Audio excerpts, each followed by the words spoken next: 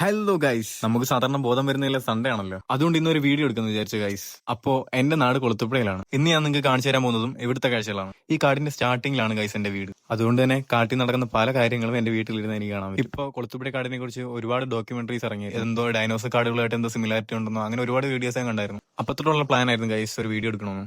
പിന്നെ വേറൊന്നും നോക്കില്ല, അനിയനെയും കൂട്ടി നേരെ ഇറങ്ങി. അപ്പൊ ഇതാണ് ഗൈസ് ഇടിചാഞ്ഞ മരം. അതെ, ഒരു മരത്തിൽ ഇടിഞ്ഞാൽ ഇതാണ് അവസ്ഥ. നെക്സ്റ്റ് കാടിനുള്ളിലുള്ള ഒരു കാവാണ് ഗൈസ് ഇത്. ഇതുവഴി പോകാറുള്ള പലരും ഇവിടെ വിളക്കൊക്കെ കത്തിച്ചിട്ടാണ് ഗൈസ് പോകുന്നത്.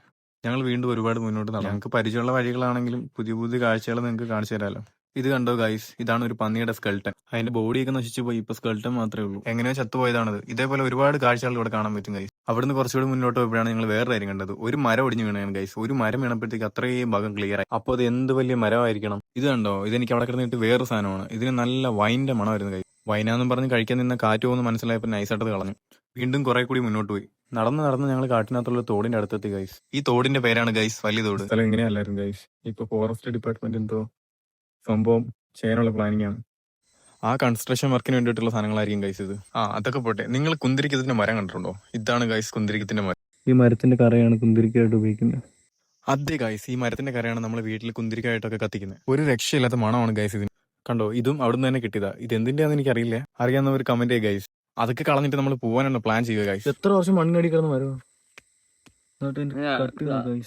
അതെ ഗൈസ്, ഒരു കല്ലിനെ പോലെയുള്ള കട്ടിയായിരുന്നു ആ മരത്തിന്. ഞങ്ങൾ പോകാൻ വേണ്ടി ഇറങ്ങിയപ്പോഴാണ് ഗൈസ് വേറൊരു ഐറ്റം കണ്ടത്. അതെ, നല്ല കാട്ടുപോത്തിന്റെ ഫുട് പ്രിന്റ്. കുറെ നാളുകൊണ്ട് ഇവിടെ ആൾക്കാരെല്ലാം പറയുന്നത് കാട്ടുപോത്തിന് ശല്യം ഉണ്ടോ.